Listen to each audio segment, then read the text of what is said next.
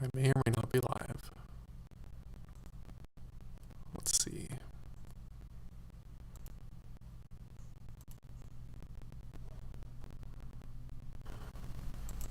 Yes, I am live.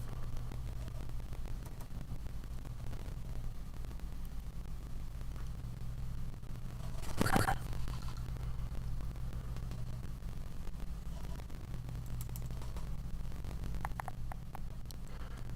I may or may not be live.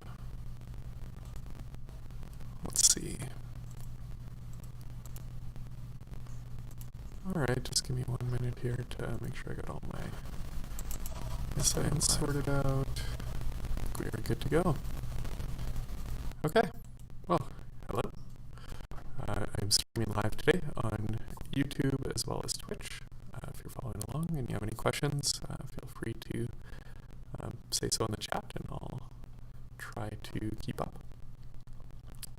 My plan today, I'm working on a project called TwoWeeksReady, which is part of the humanitarian toolbox. This is up on GitHub, GitHub/HTBox, github.com/HTBox for all the humanitarian toolbox projects.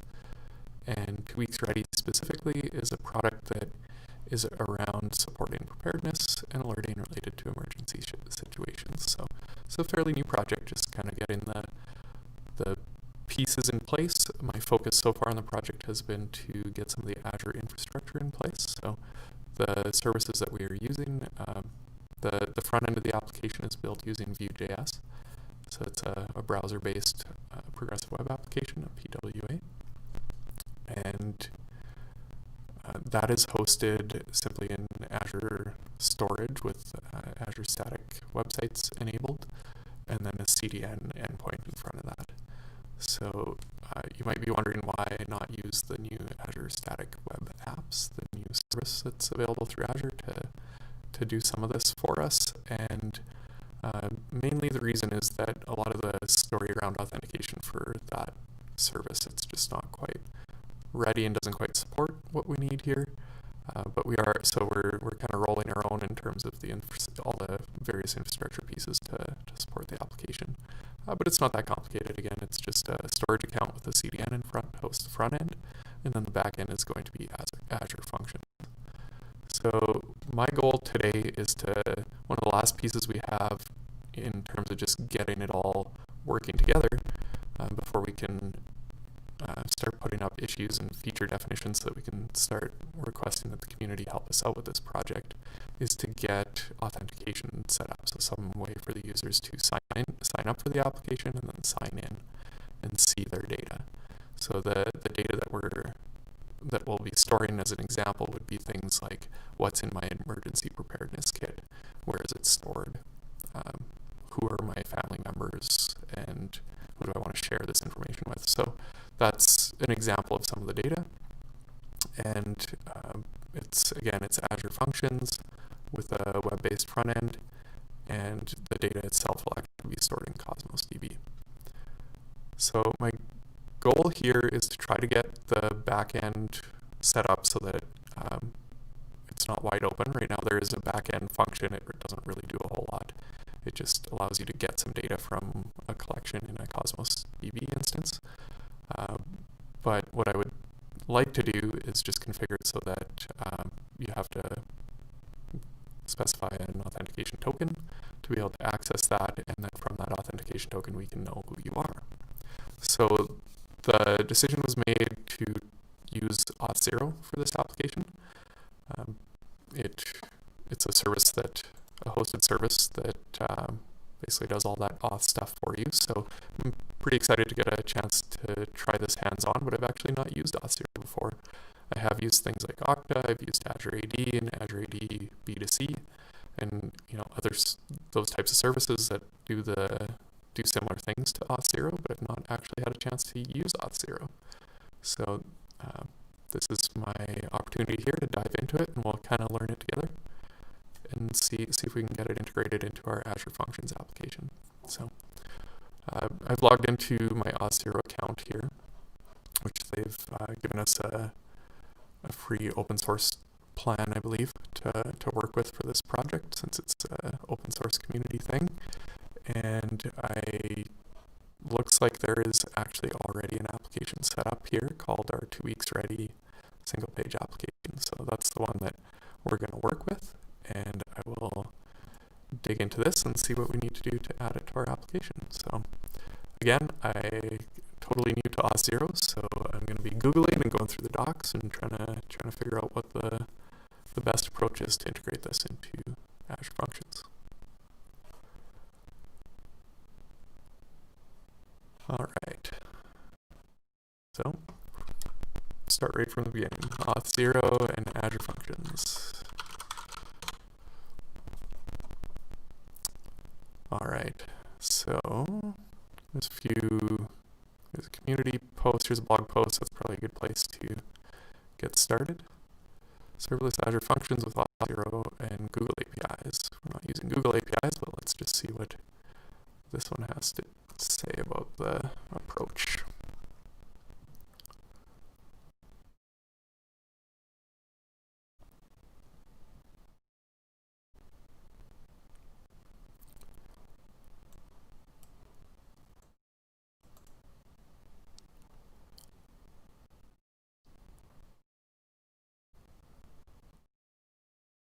Let's see what we can find for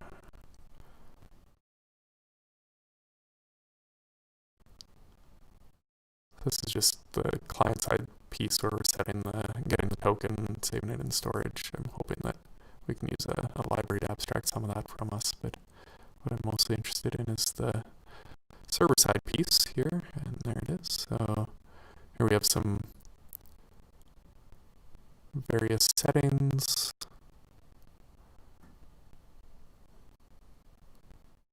Okay, so pretty similar to doing any kind of OAuth type of configuration on the server side. Here we need the domain URL, app ID, a signing certificate, client ID, client secret, and then some way to validate the token that comes in. So that's pretty standard stuff. They're using JavaScript-based Azure Functions here. I'm using .NET, so there'll be a little bit of conversion if this is the one that I end up using. But it basically looks like when a request comes in, they go and just validate that JOT token, the JWT token. So that's kind of what I thought we were going to have to do, but let's just dig into it a bit more, see what other blog posts we can find or examples that we can find to do this. So Azure Functions, Auth0, that's going to be an npm package.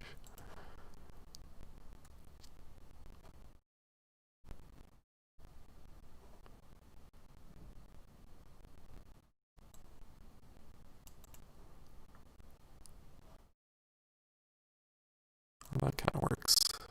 But again, this is JavaScript, so what we really need is a .NET example of this. Let's try this one. So this Brian Knox Bits has wrote a sample application that does what it looks like we're looking to do.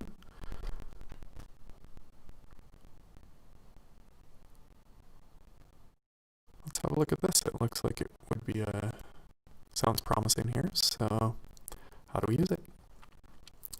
Azure Functions OpenID Connect Auth sample. That is exactly what I'm looking for. So let's hope this does what we need. Calling a protected API, you give it a bearer token. That's what we want. And how do we protect it? So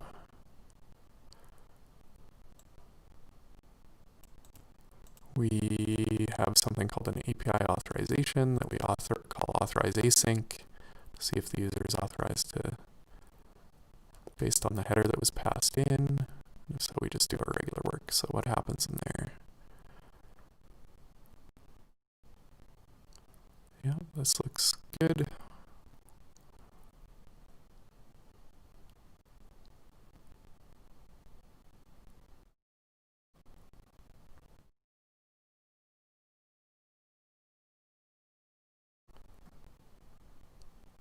Okay, so what does this auth service actually do here? Maybe the best thing will be for me to just clone this and take a look at it.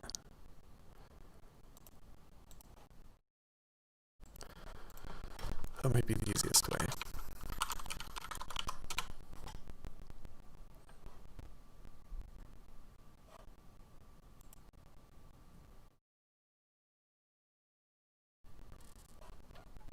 That was fast.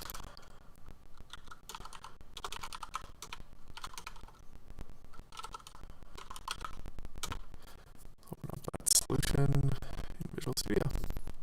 See what it looks like.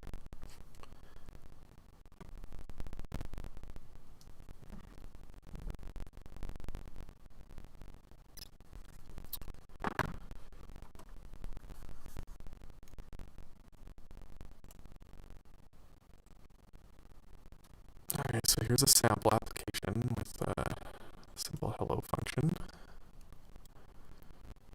And that hello function does this authorized stuff that we were talking about. So it's injecting something called an API authorization service, which I assume is configured here. Add OIDC API authorization. So what does that look like?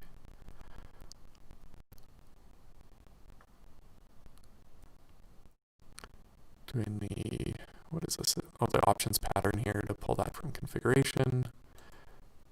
And then there's a few services that it's using. So a JOT security token handler, something to grab the header, the bearer token from the header, and that authorization service. Let's take a look at what those actually do.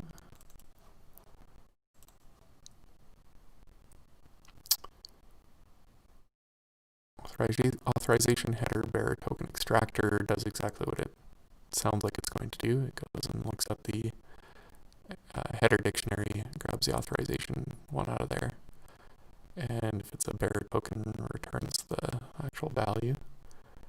And this guy here validates the token based on the token parameters, and here's the service that has that authorize async method on it. So authorize async in this example is going to return either success or failure, or I guess some failure reason if there was a reason for it to fail, otherwise it returns success. And we have this configuration manager that simply does the OIDC config stuff. So this looks very reasonable. There's a lot of code here that I'm going to be able to use and not have to rewrite. First thing I'd like to see though is if this is just a sampler, if it's actually been set up as a NuGet package. It does not look like there's a NuGet package. Simply a sample app. There is a license here, MIT license, so we should be fine to use it.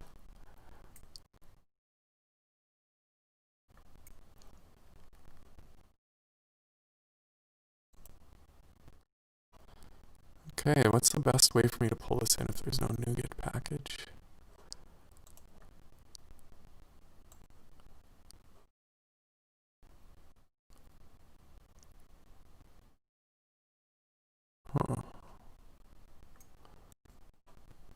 I hate to just copy all the code down into our application. Maybe that's what we need to do here.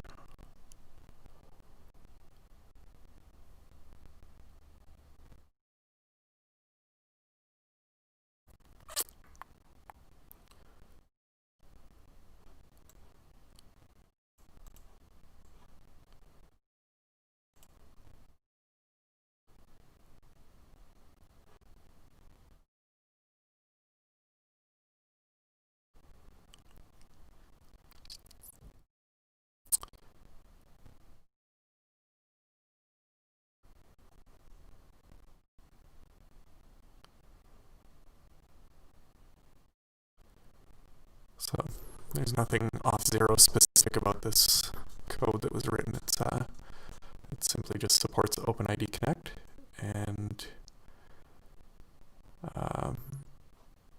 the OAuth 2 client credential flow, which should work just fine. That's what he's used for his example was Auth0. But yeah, I'm a little unsure what my best approach is to pull this in, considering it's not available as a NuGet package. Unless it is and it's just not linked to here. Let's just have a look at NuGet. Would be kind of interesting. Nope.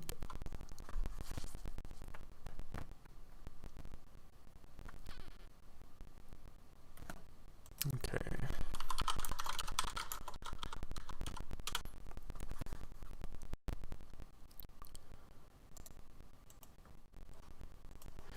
Oh, here's an example from Anthony Chu. Anthony is a fellow Canadian over in Vancouver, and he's actually a program manager on the Azure Functions team. So let's see what he has to say on the topic.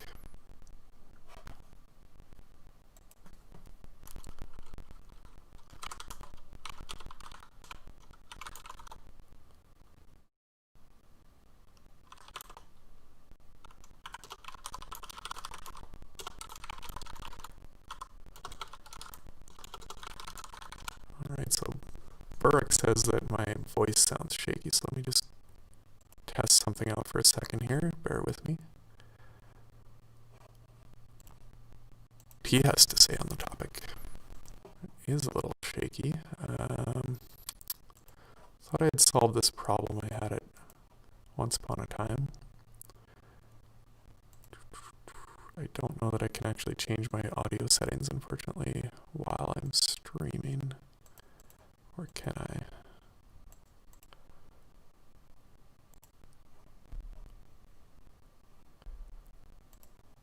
Clicking on things in OBS, trying to figure out what the deal is.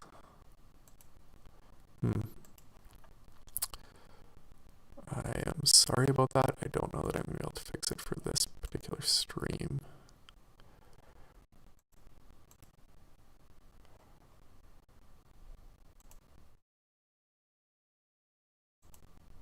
Something to do apparently with the sample rate of my audio, OBS, but I actually don't know how to change that while I'm streaming. Shoot.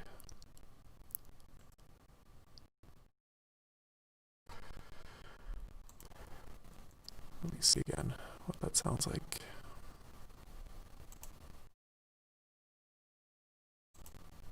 Something to do apparently with the,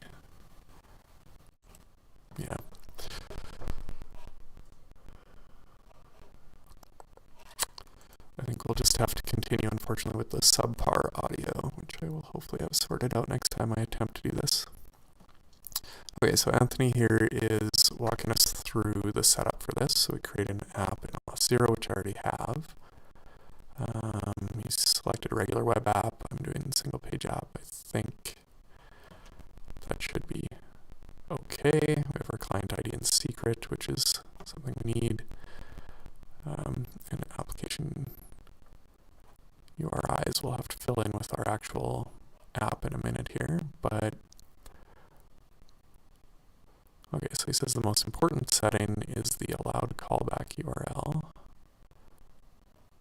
Yeah, so we'll get all that configured once that's more on the client side. So what we might end up doing today is just get the back end figured out, and then we're gonna have to get the front end configured as well. And then get the two talking to each other. So let's just see if Anthony gets into that part of it here.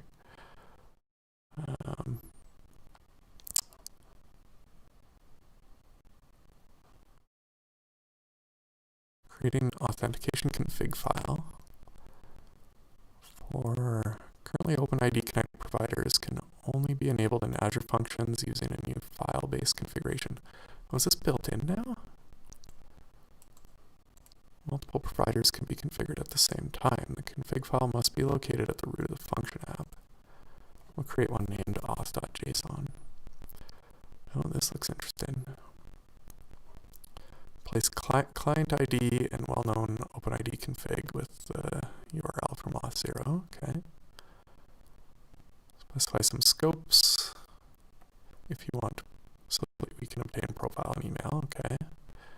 Now that the auth file is added to the app, we publish the app to Azure. Note that we didn't put this client secret into the file. That's because we don't want to commit it into source. Yes, of course. We provide an app setting named auth0 client secret that we'll use to store the value in Azure as just an app setting. Okay. Oh, so this is a setting that we enable. Ooh, at the subscription level? No. It's just a setting for that app. Okay. Okay. Interesting.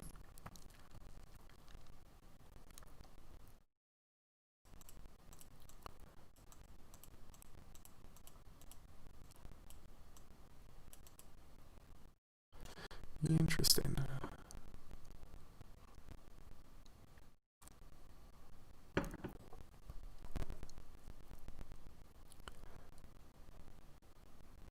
So this is something that's in preview, or was in preview. What's the date of this post? July of this year. Huh. I did not know about this feature. I'm a little bit reluctant just because it is in preview. Just because then I don't know.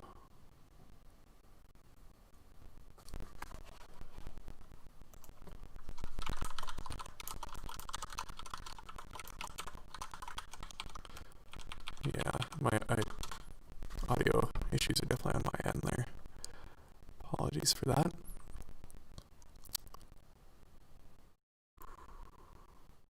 Yeah, I just don't know about the timing of when we need to be able to ship this application and when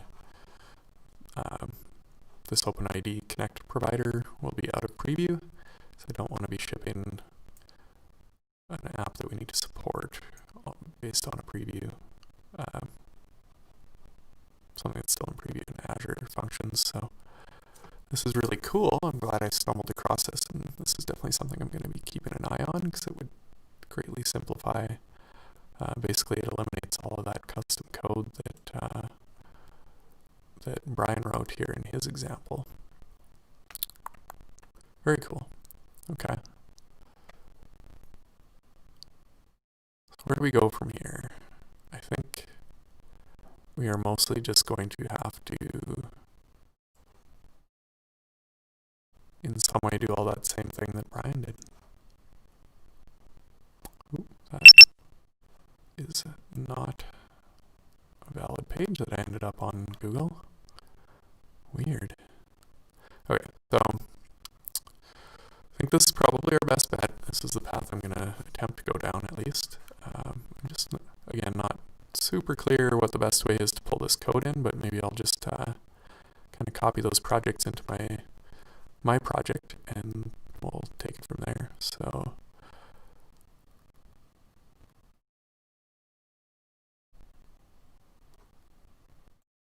we have the class library that we're going to need pulled in, and we're going to have to change the way I'm managing my Azure Functions because I don't have like the startup.cs and stuff in there to do dependency injections. So that's probably the first thing we're going to need to do then. So let's flip back over to TwoWeeksReady. So within this project, it's just a single repo for the front end and the back end. So the back end is under API. And within here, so far, it's just a TwoWeeksReady CS project file. Just a really basic Azure Functions application with, again, a single function so far.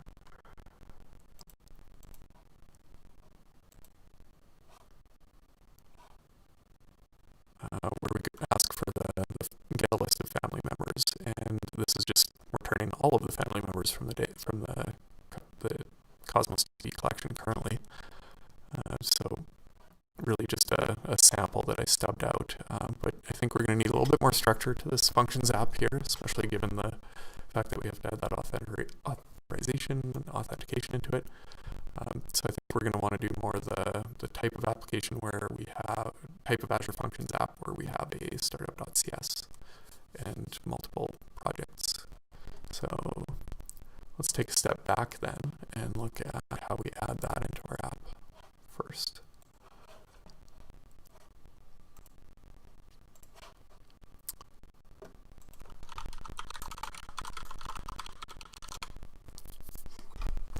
Using dependency injection in Azure.NET Azure Functions. No, I do not want to do a survey. Thank you very much. Okay, prerequisites, we need the Azure Functions extension and the Azure Functions SDK. So one of the things I always have to do when I'm working in Azure Functions is make sure I'm looking at a version that aligns with the version of the documentation that aligns with the version that I'm using. And I don't know if this is the right one here, so. To register services, create a method to configure and add components.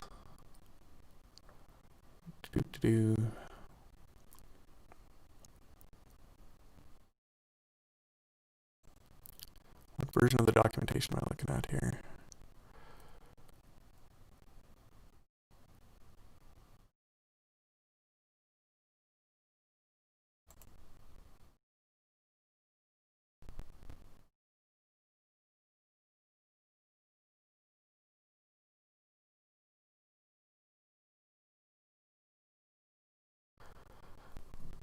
Functions SDK, let's see which one I'm on here. I think we're on the 2.0.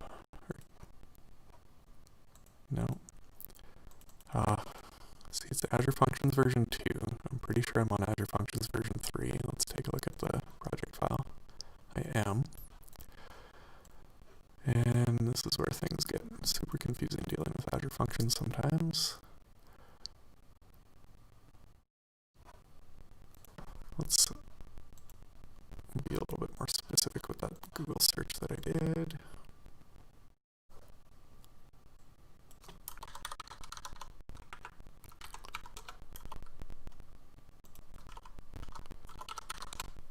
There. Azure Functions v3 and Dependency Injection. Alright, let's take a look at this one.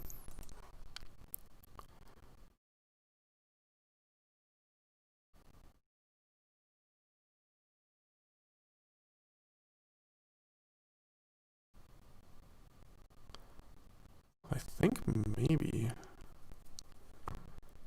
all we need to do is create a startup.cs class that inherits from function startup.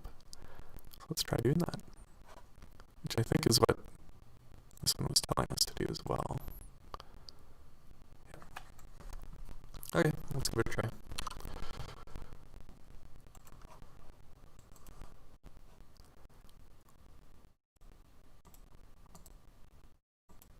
So I'm going to simply add at the root here.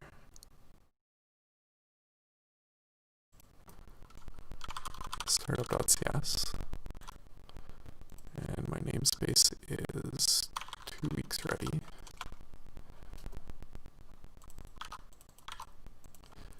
And of course, we're missing a bunch of things here. So it's telling me that I cannot find that namespace. I do have the Azure Functions SDK here, version 3, so what's the problem with that code?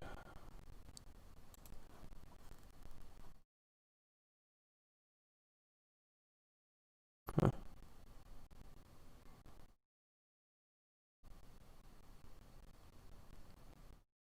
Oh, I need the Azure Functions extensions, okay.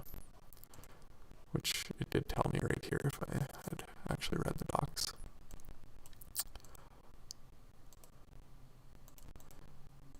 Okay, so I'm just going to copy that here. Is that the latest version of this package? What did it say here? Yep. Okay, so I should be able to save that, and Visual Studio Code points out that there's an unresolved dependency here. I can restore, which just does a .NET restore for me from the command line. And now, cool, it found what it needed.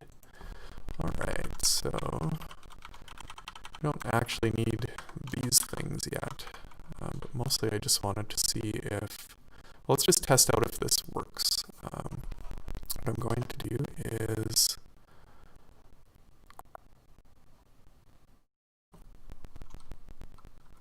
what's the best way to test if this worked? Actually, I was adding HTTP client I don't need, but yeah, let's just add a singleton for just like some test service here, which I'm going to generate. Do nothing.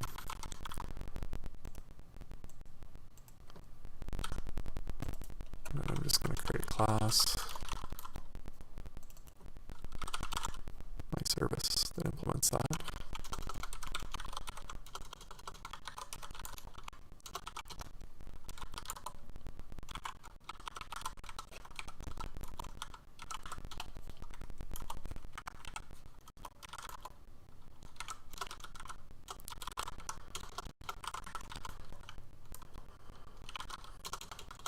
Just literally going to do nothing. So that compiles now. Let's see if inside of here, my family members API that I can actually inject into here now. The trick is that these can't be static then if I'm doing dependency injections. So what does this actually look like in their examples?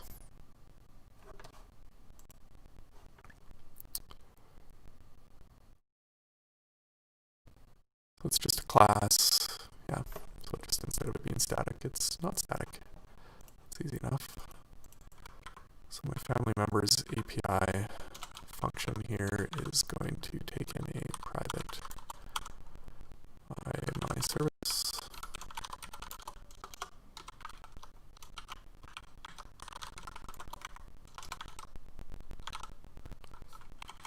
I'll generate a constructor. Love that code completion that just fills in the dependency injected service for me. And now I should be able to just put a breakpoint in here. When I hit this endpoint, I hope to have an instance of my service that I can work with. Let's run this and just see if we got that configured properly and it's actually stepping into my service or my startup configure method.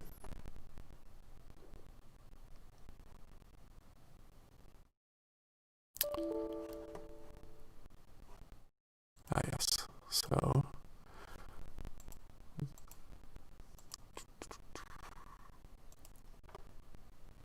I actually need a local settings.json here to be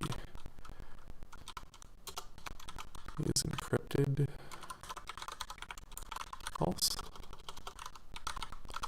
I actually can't remember what that setting is. Back to the Googles.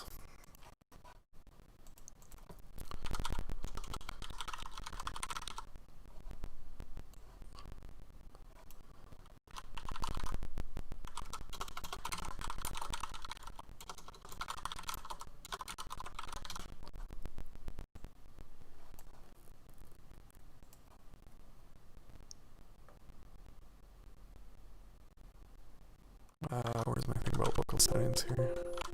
This is not the page I was looking for. Local settings file. Is encrypted false. Very close. I just had the casing wrong. The other thing this is going to need is actually a connection string, which I'm going to go have to set on a different screen now. So I will be right back.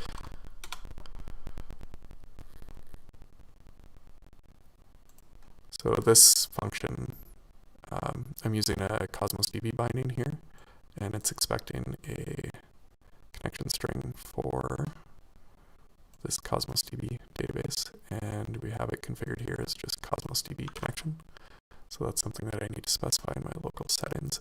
I did have this all configured in a different, on a different machine, but not on this one.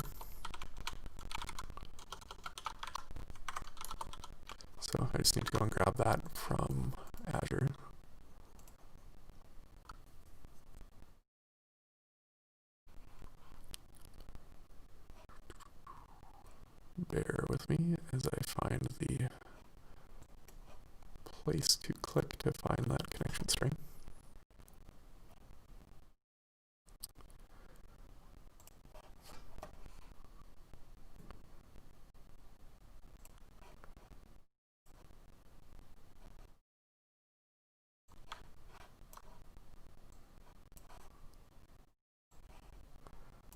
Okay, I think I got that now. Hopefully configured correctly. Okay, now I'm just pressing F5 to start debugging here within Visual Studio Code. So compiled, it's running my function now.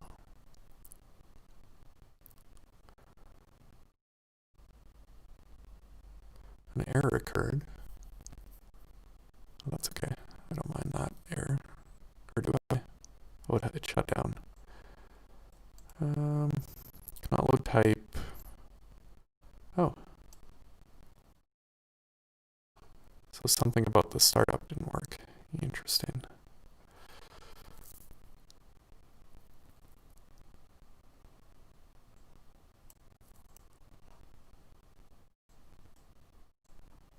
Well, back to the Googles.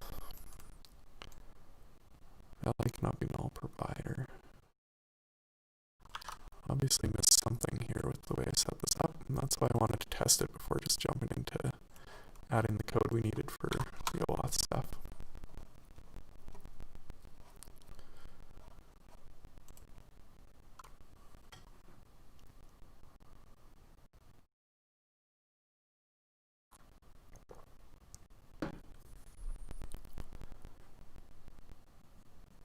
Interesting.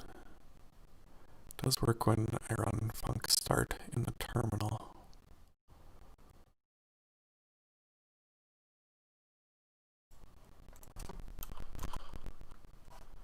Let's just open a terminal here and see if that's true. Func start. So func is the Azure Functions tooling. Okay, and that is failing. So I did see one person mention that it worked for them if they downgraded it to 1.0, which would be weird, but let's just have a look. I'll do a new .NET restore and func start again.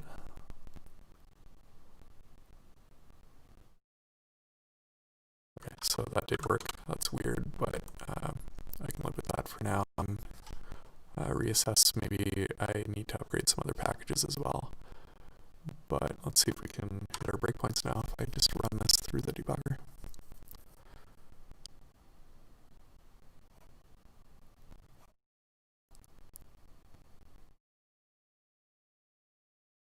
Okay, we are in startup.cs, that's a good sign. And now if I go and just hit that endpoint, which is not secured currently, what is going to happen?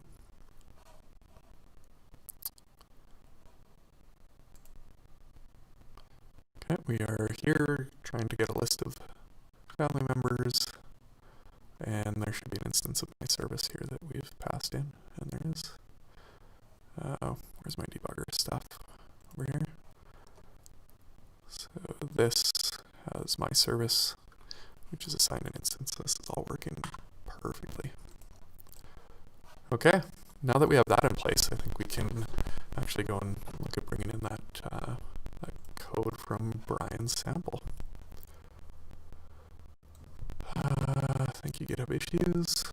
We don't need you anymore. What we need is this stuff. So we need basically all the code that we need is inside of this project. So I think what we're going to do is just copy that project over and put that into our application. So I probably need to restructure things a little bit. So I'm actually going to close this guy and go back to here. I'm going to open Explorer. So when I initially set this up, it was really just set up to have a single project in it, which isn't quite right. Now we need to have this other project that has the OIDC stuff in it. So I'm going to create a new folder here that's called TwoWeeksReady.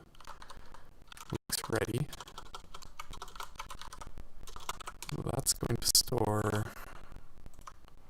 the project I currently have, the TwoWeeksReady project. And then what I'm going to do is, let's go and copy this folder over. And that's also going to go in here. And then basically, I think we're at the point where we need a solution file here now. There is a command line way to do that in .NET. And I've never actually done it that way, so .NET add solution file. I'm kind of curious how this works, so .NET new SLN. Let's give it a shot.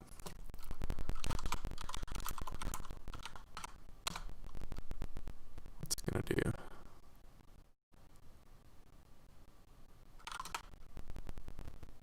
API.sln. Okay. I probably should have given it a name.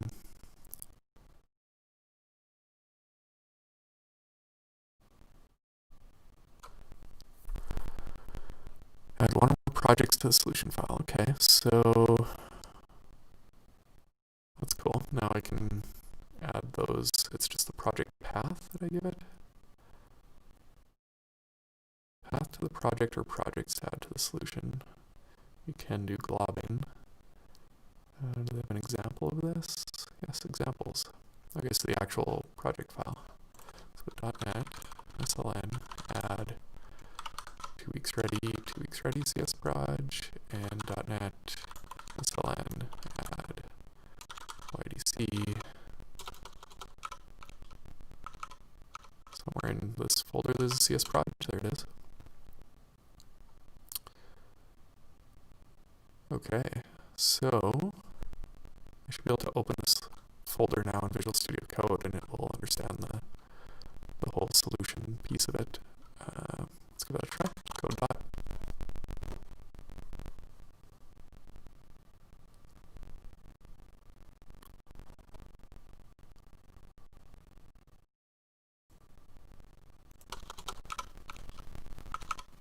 Somewhere in this folder there's a CSproj. There it is.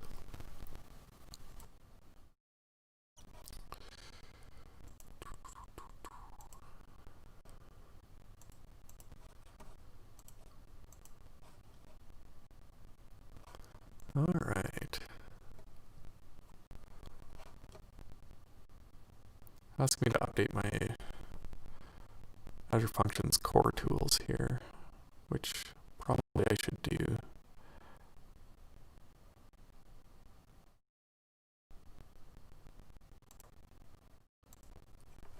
Why not?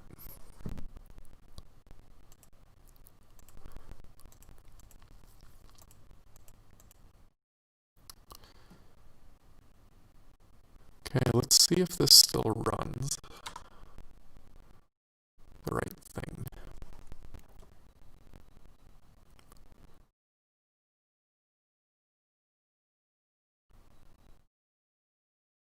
Hey, cool. That still works, so good stuff. I'm going to stop that though, and I think what we need to do now is our TwoWeeksReady project is going to need to have a reference to this OIDC API authorization.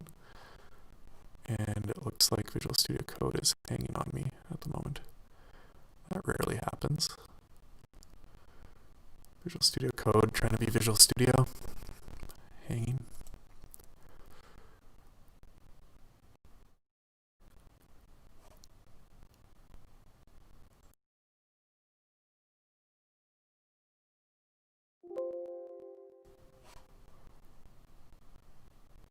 You know what? We'll just reopen it. Okay. So this project is going to need to have a reference to my other project in here. I bet you there's a command line way to do that as well.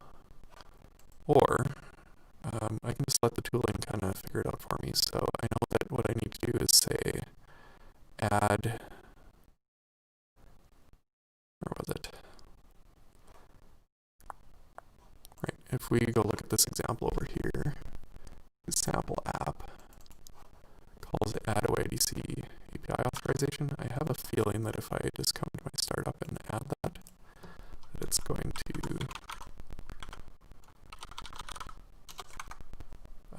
tried a... Nope, it did not. I was hoping it would give me the option to just add that reference for me, but that's okay. This guy.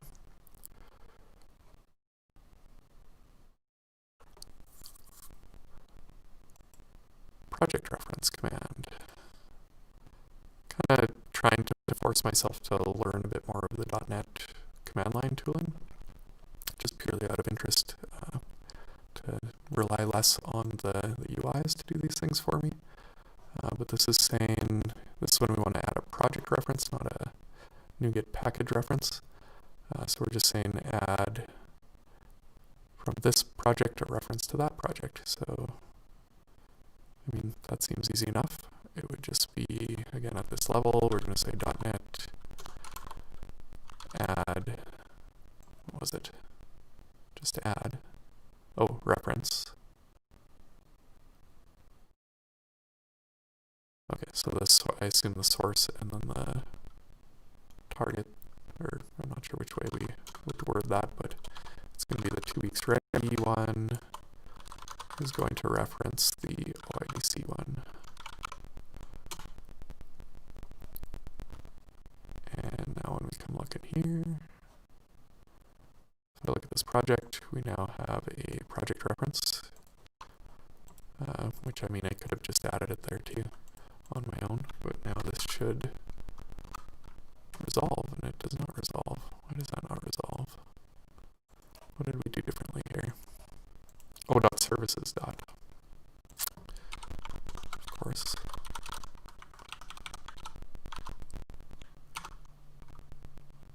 Using OIDC. Okay, so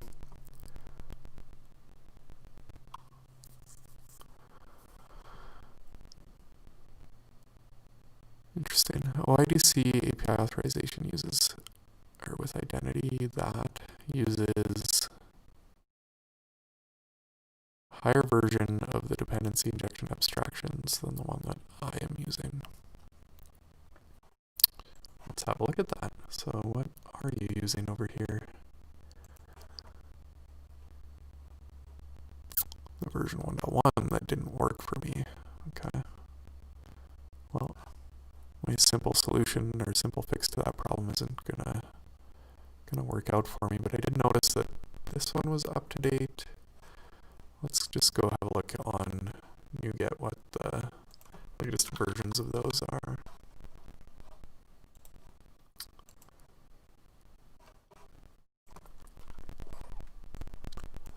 So that's this guy.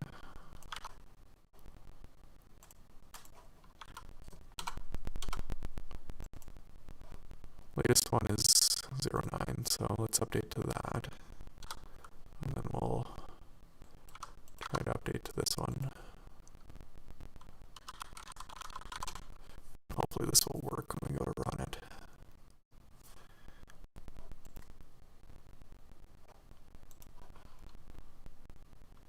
So that fixed that warning, at least.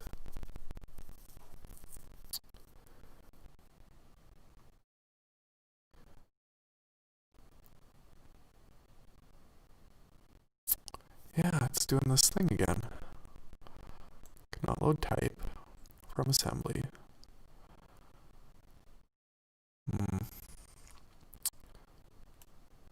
That is super annoying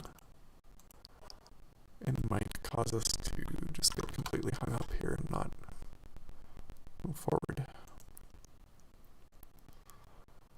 We're definitely not the only people running into this problem. Probably related to something here.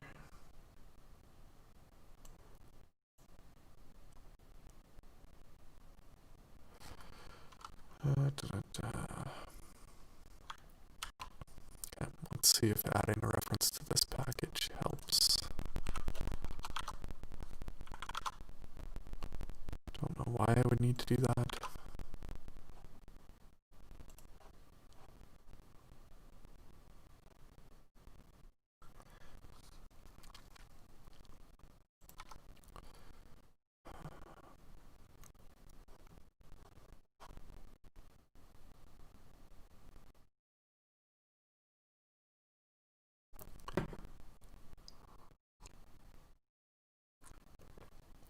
weird because I would have thought that when I referenced this specific package, I wouldn't be looking for 3.16.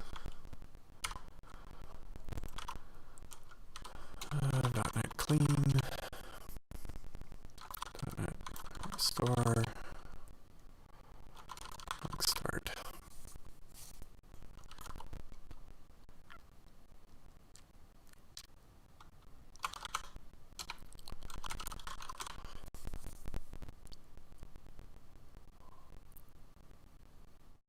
Yep, I'm stuck. I don't know how to fix this problem. Off the top of my head, anyway. What should I do?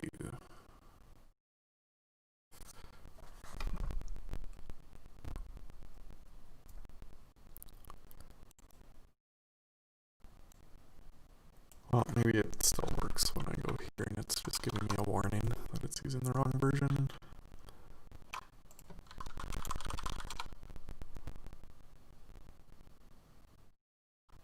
Nope, that's a package downgrade warning.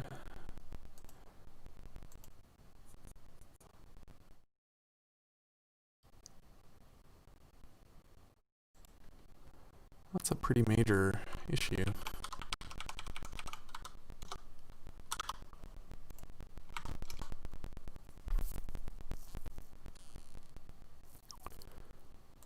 There's some magic combination of package versions that's going to work for me here. Nope. That is super disappointing. How is that different than what they've done here? We have 309 and 110. Does this one run? Assume it runs.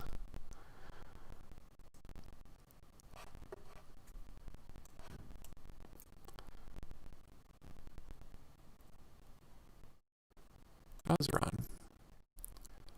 Okay. What's the difference? Net core app 3.1.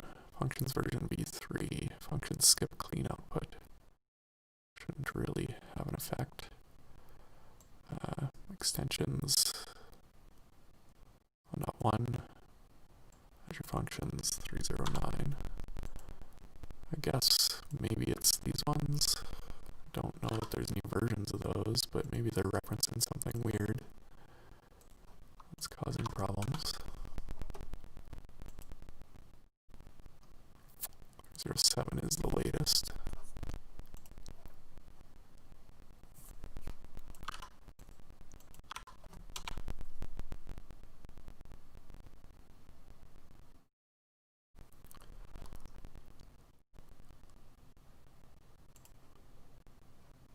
Ooh, there's a whole new version of that one.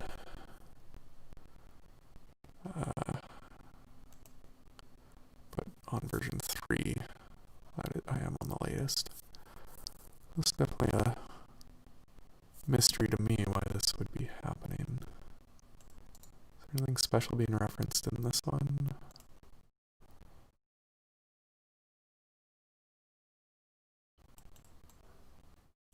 No.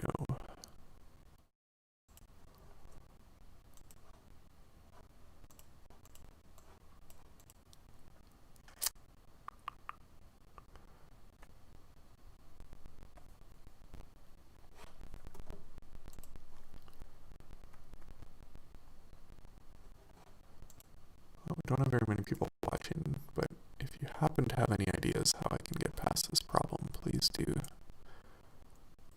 jump in.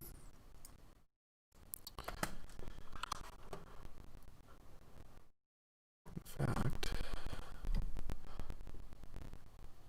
I wonder if there's somebody I could call to help with this.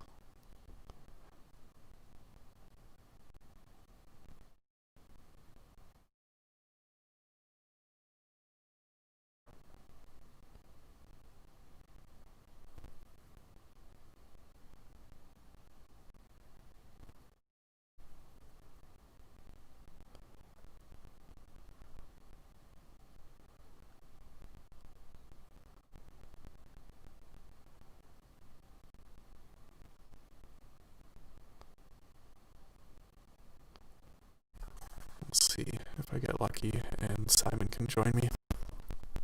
Give him a few minutes to answer here. And in the meantime, let's just see what other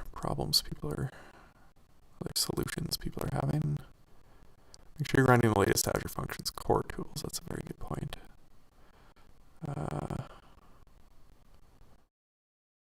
Azure Functions core tools, so that would be the func piece. I am on that version.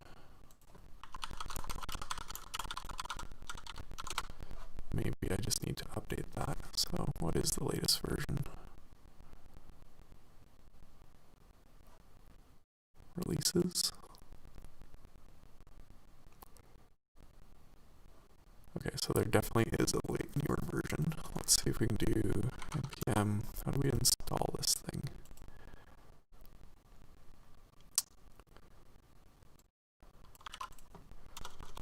I'm probably going to need a administrator version of the terminal here.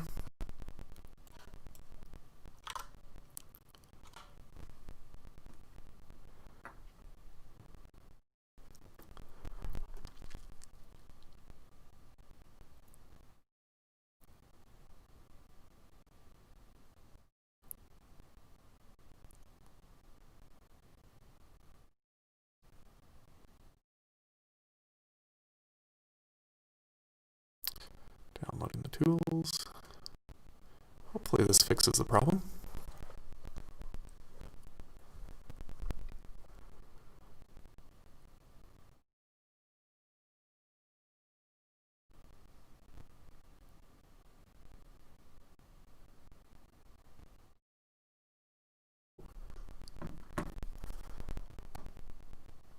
So if I do func-v, there we go, we've got the latest version, so hopefully that solves this problem. That would be nice.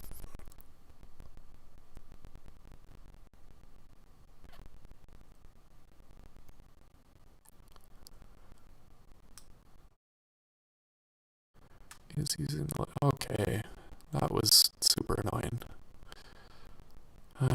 Modern development. Constant frustration.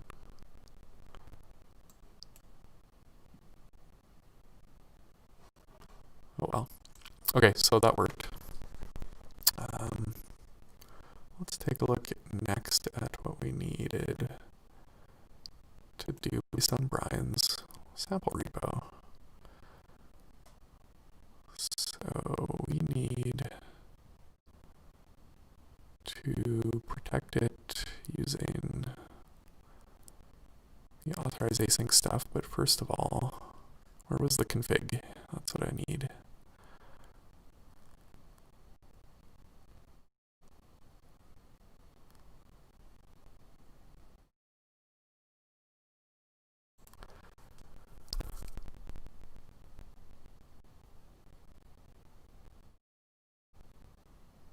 Maybe as in the sample code here.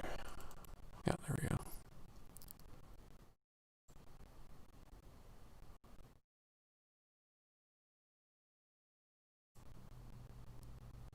Well, we need the audience and the issuer URL. Okay.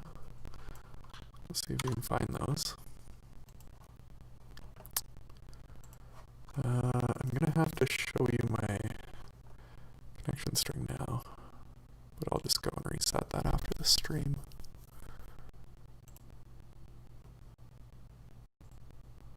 So inside of my local settings, oh wow, Visual Studio Code is crashing on me again. Very unusual.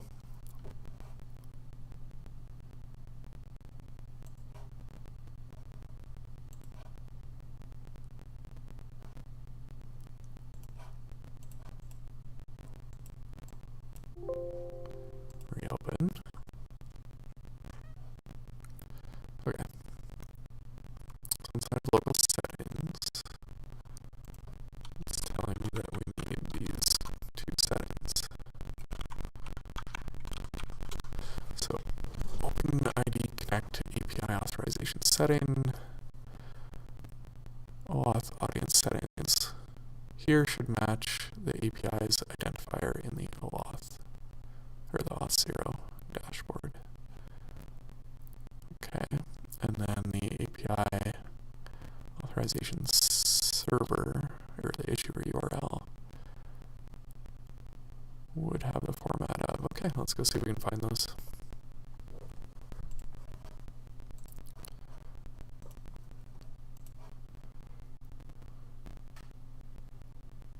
Looking for that issuer URL.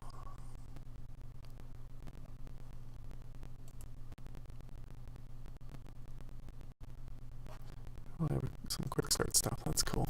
That'll definitely help on the next part when we do the client side.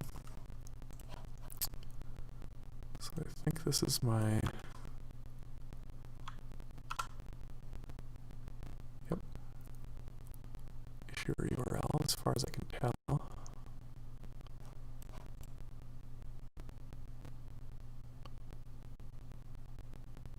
Yep. And then what's it asking for the other part is the audience settings here should match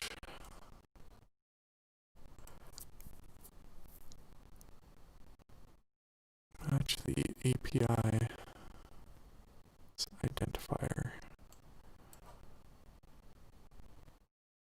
Oh, do I also need to create an API?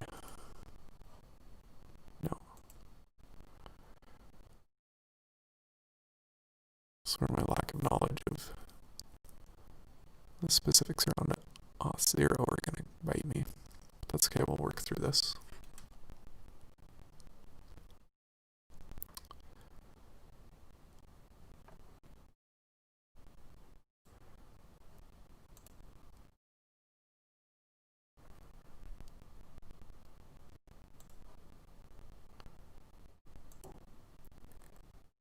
Oh, APIs.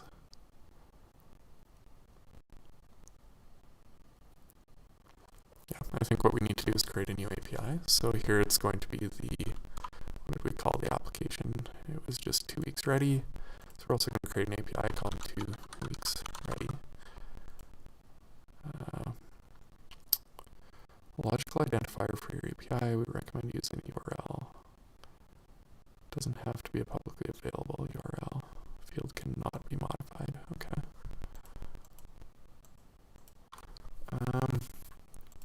I'm going to call this dev because it's going to be our development environment, and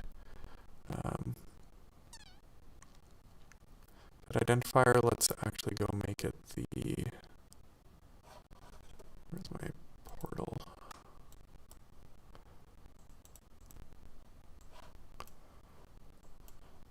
This is my functions app here for our development environment, but let's just use that as our identifier. Don't know if that's really the right thing to do, but here we go. Okay.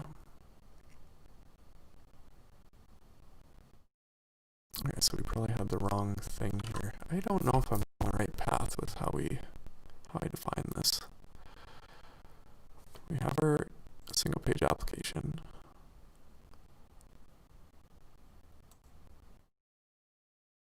How does that differ from our API?